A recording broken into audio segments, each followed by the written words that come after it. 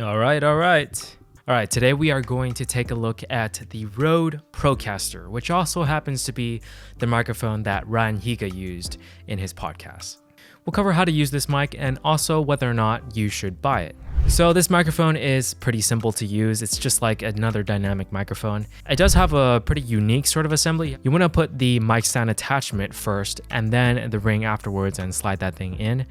And then from there, you can place it on a mic stand or a scissor arm or whatever you like, and then connect the XLR cable. It is a dynamic mic, so you will need an audio interface or mixer with it for it to work. It also comes with a nice bag right here, as you can see, and it does not come with this pop filter right here. Unfortunately, you're gonna have to buy a pop filter on your own. I'll leave a link to the exact one that I bought. It does look the best on it, but without a pop filter, I mean, Rode says that it comes with an internal pop filter, but personally, I still think that this mic pops quite a lot. The plosives are very audible. The wind hits it quite harshly, in my opinion. And what I'm going to do is put this on right now. From the top.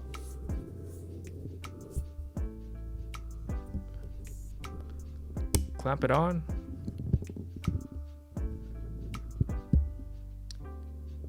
There you go.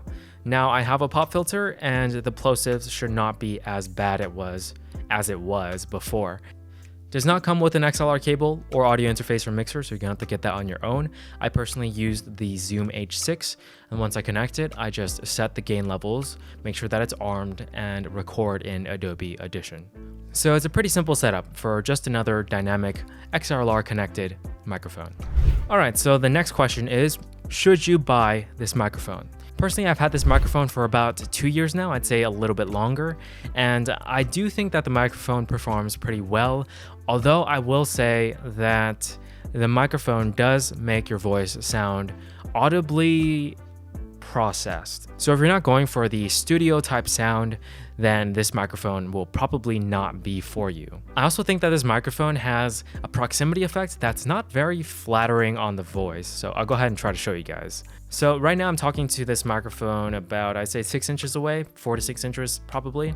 And if you accidentally get closer to the microphone, this microphone is not going to sound the best because of the proximity effect. The closer you get to the microphone, the more bass it's going to pick up, and unfortunately, it makes your voice sound pretty unnatural. A lot of microphones have the proximity effect, so a lot of the times I get really close to my Shure SM7B, but the proximity effect on that microphone is not as bad as this one, so it still sounds like pretty good. And then stuff like condenser microphones like the Audio-Technica AT4040, the proximity effect actually warms up your voice and it provides that sort of ASMR type voiceover, but it's still pretty good in terms of the way it sounds.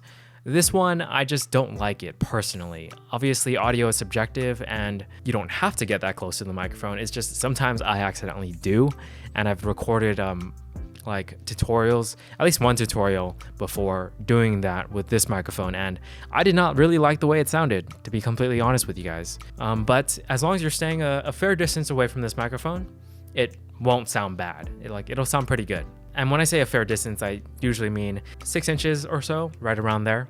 But I will say that if you're buying this microphone for a podcast, like say a podcast where there's people with you, and you let someone else use the microphone and they're not really aware of the proximity effect and whatnot, and they get too close to the mic, you're just gonna get a not so good sounding person.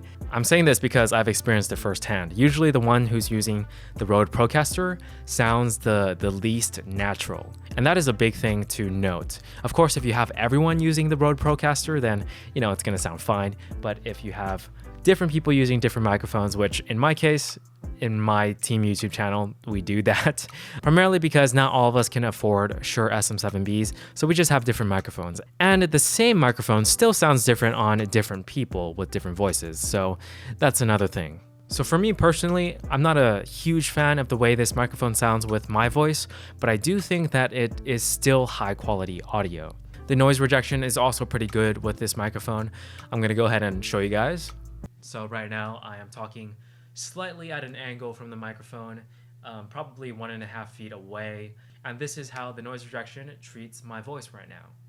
This is me standing behind the microphone, and this is how I sound right now. It's probably not going to sound very good, obviously. it's not supposed to. Okay, so that's how the noise rejection does for this microphone, and that's a big part of it because for podcasts, you're going to be talking with other people around you, and you don't want microphone bleed where their voice gets picked up on your mic, and then it just makes the overall sound quality not as good. So you want a mic with good noise rejection, and this one has pretty good noise rejection, I'd say. The price of this microphone is about $230 as of this recording, and do I think that it's worth that money? Personally, for me, I think if you're about to spend that amount of money, you might want to consider other microphones. The Shure MV7 is around that price point, and I would consider getting that microphone instead. I don't own the Shure MV7, so I haven't had a chance to really get a deep dive into it, but my friend on the team channel does, and he's used it before for remote sessions as well, and he sounds pretty darn good using that microphone. It sounds pretty natural, and it also has a USB option, which I suppose if you don't have an audio interface, you can use that option as well. But of course, when we're recording together, we go XLR. So what would I rate this microphone? A 1 being a microphone I would never use, a 5 being a microphone that's okay that I might use occasionally, and then a 10 being the ideal microphone of that type.